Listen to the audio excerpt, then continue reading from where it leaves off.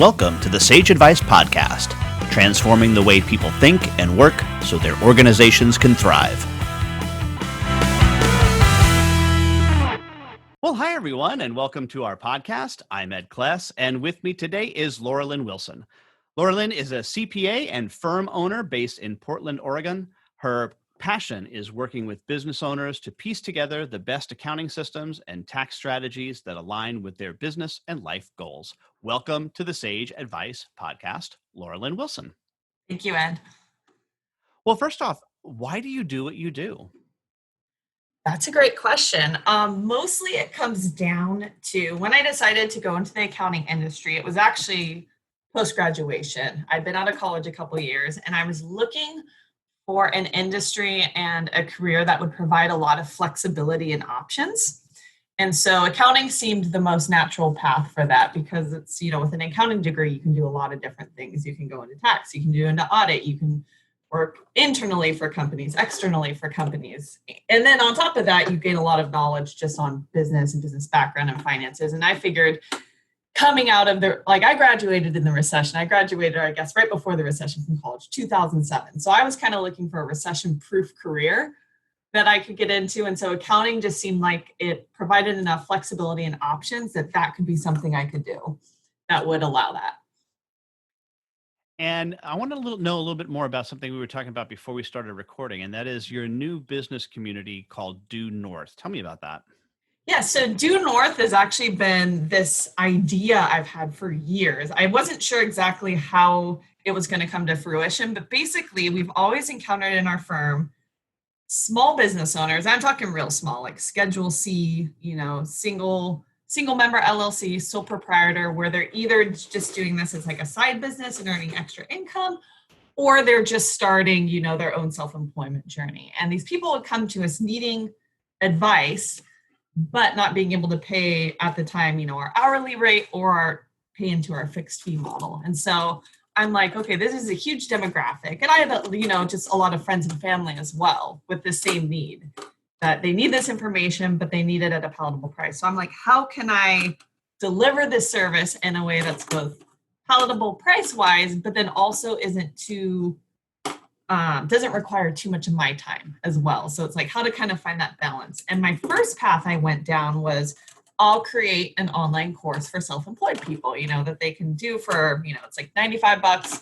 They can do this online course, kind of giving them all the tips and tricks. But then I went ahead and created that, but then it didn't feel right in the sense that, how quickly tax law changes and how specific certain industries can be. I'm like, this doesn't seem like the solution I'm looking for, because I'd have to constantly be updating this course. And then, like I said, different industries that have different needs. So then what it pivoted to was, what if I could create an online membership community where, they pay a low monthly fee for this. It's $45 a month.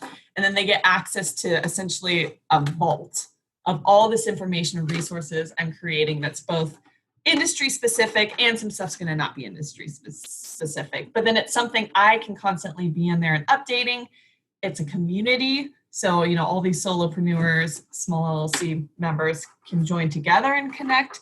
And then also it's a place where I can connect with them in the sense that part of what this community is going to have is like a, weekly live Q&A.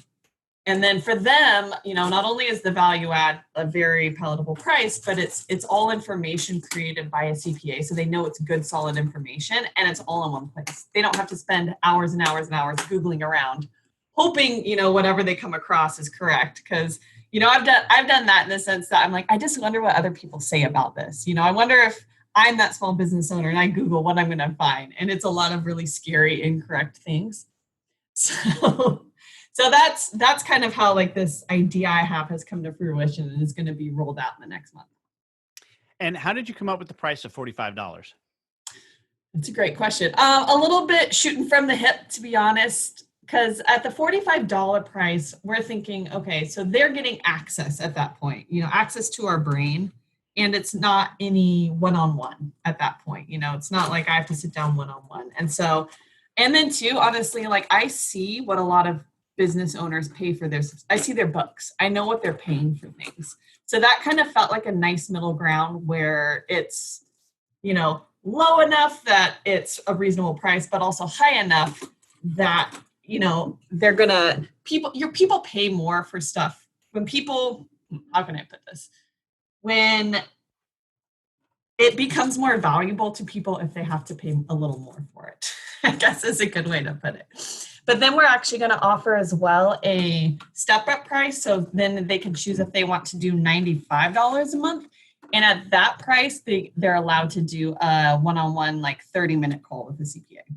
So that's kind of the step up. But I'm thinking, and too, with how it is, it's fluid. So they can change month to month as well. So if they want to be at 45, 45, 45, and then 1 month bump up to 95 because they're like, oh, I have this really weird question. I need the CPA to answer it for me because it's so specific and it wouldn't make sense to be covered on the live, Q&A. That's when that would make sense for them. But also too, like kind of digging into how users actually interact with things and use them. When you do offer, that $95, you can have that call. Most people end up not actually even taking advantage of it. They just want the access. Ultimately. So it's kind of interesting when you look at the numbers behind it, even though they're available and they could use a half hour, most people actually even don't most of the time. And did you think about, are you offering a free trial or freemium option as well? I don't think we're going to do that only because it's, they can cancel at any time. So at worst they get in for $45 and then they hate it and then they're out of it. So I don't think we'll do that. Fair enough. And what do you see growing out of this? Do you think that this is a potential feeder system for your firm over time, or do you have to be a member of this community to be a customer of your firm, or no? Yeah, great question. And so ultimately, it's going to do two things. It's going to be a sales funnel because some of these businesses, like they will grow to the point where it's like, okay, it makes actually sense to become an S Corp. Then that's when we can transition them over. Second, it provides me a platform to create a lot of educational materials that I can also give our current ongoing CAS clients as well. So it's like I'm able to monetize all these materials I want to create anyway for our ongoing clients, but then be able to sell them off and benefit other people who aren't large enough to be our ongoing clients but still need that information. So it's kind of the twofold, the funnel and a way to monetize a content library I want to create. And Lorilyn, we have an exit question that we ask all of our guests, and that is, who is a hero of yours and why are they a hero? Yeah, definitely. So I grew up playing softball and my hero would be my pitching coach I had. So he was the funniest old man. He's passed away now, but I remember going into my first pitching lesson and it was literally like in the back of this warehouse off this train track, like in a really small town in Oregon. And I'm like, and it was this, man in his 60s who just on the side did pitching lessons because he loved teaching young women softball. And like his normal job was an insurance salesman and he was very successful about that. But years before, when his daughters had started playing softball, he realized there was kind of this opening in the region for like, oh, there's really no good pitching coaches. So that's how he got into it. And then ended up being incredibly good at it. And so just through the couple decades he gave lessons in our area, he was able to teach tons and tons of girls pitching and get them scholarships.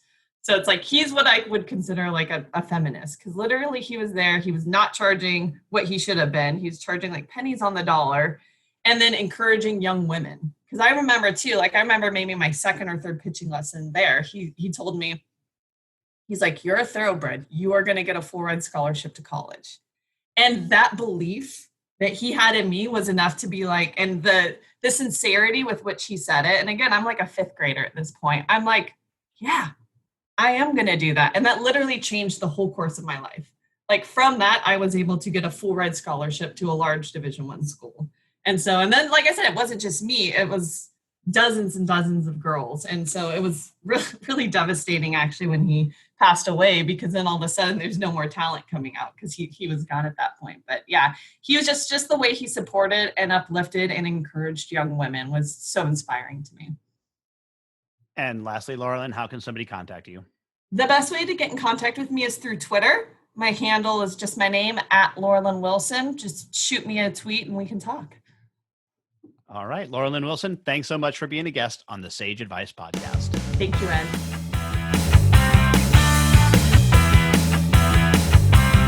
For more Sage Advice, visit and subscribe at sageadvicepodcast.com.